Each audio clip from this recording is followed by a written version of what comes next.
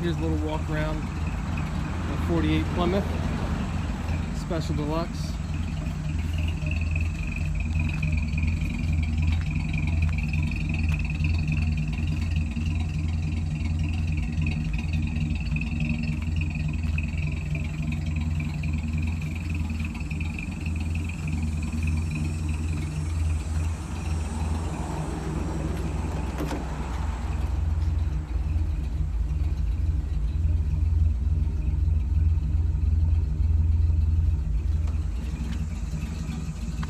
I added a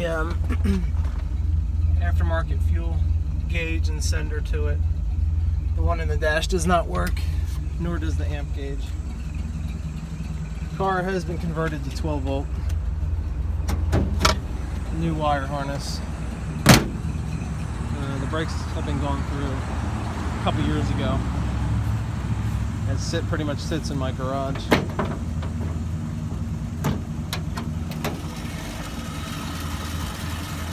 This spring I did put a new OEM style fuel tank in it, and I did rebuild the Carter ball and ball. New spark plugs. Usually idles right along. It does have the optional bypass filtration that Mopar offered. That canister is there. Twin horns for when you actually hit the horn.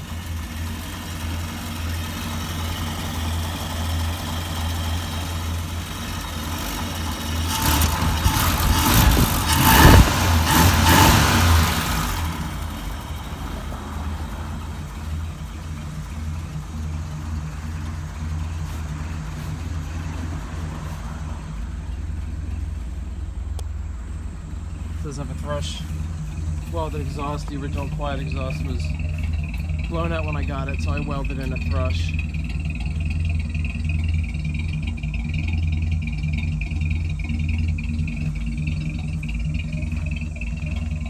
It is titled as antique historic, so no inspections ever.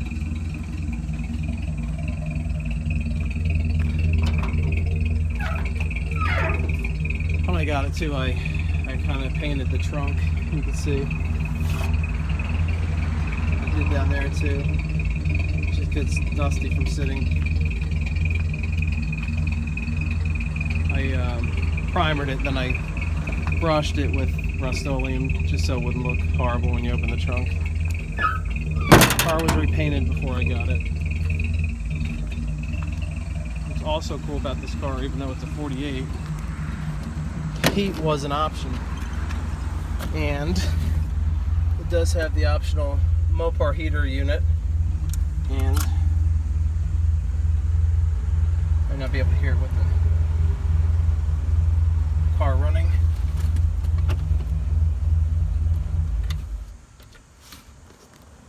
Show it off so you can try to hear it. It does put out heat. And push button start.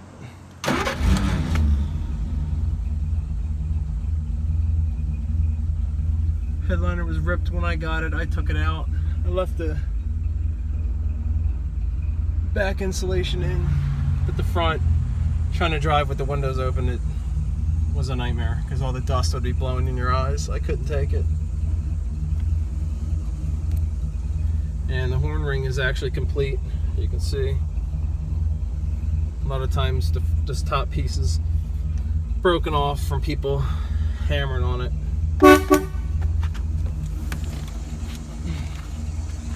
It does need, weather stripping around the doors and such. Depends on how anal you want to be about it. I have a mist and wash. You just take a spray bottle and you wipe it down. It looks really good wiped down. It's just got a little layer of dust on it. This looks like a previous Bondo job. No, not perfect. I have put it in shows. It's gotten a lot of compliments. I usually do like a Survivor class, or we just drive it on the weekends to get ice cream.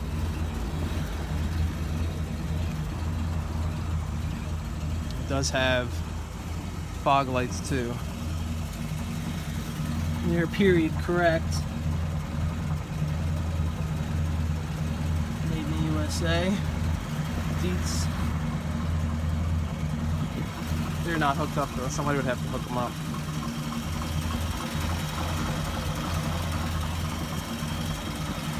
No, oil bath air cleaner. Tried to keep it as original as possible. I don't like modernizing old cars. Other than the 12-volt upgrade, that's almost a necessity anymore. It's too hard to find 6-volt around here anyway. Rear suicides. This looks awesome. Most of the bakelite plastic is still in place too.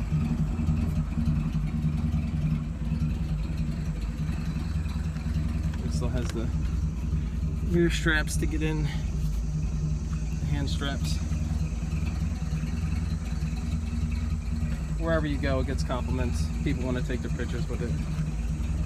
Just the nature of the beast. A little separation in the arm pad there.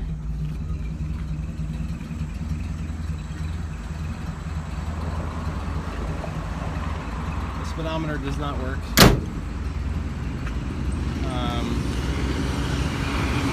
The needle kind of fell out. It just makes a squeaky noise every once in a while. Parking brake does work. Turn signals work. Turn signals were an option for this car. Added on many years later. It did not originally come with turn signals. Let's put a new fuel cap on too. It's really cool. All glass. This is the only brake light. That's turn, and that's turn. This is your only brake light. It's cool. It's an old ship.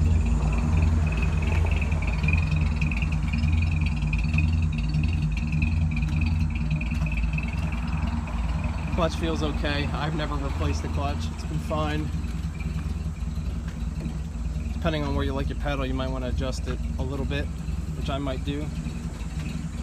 And the rear pinion seal is starting to leak.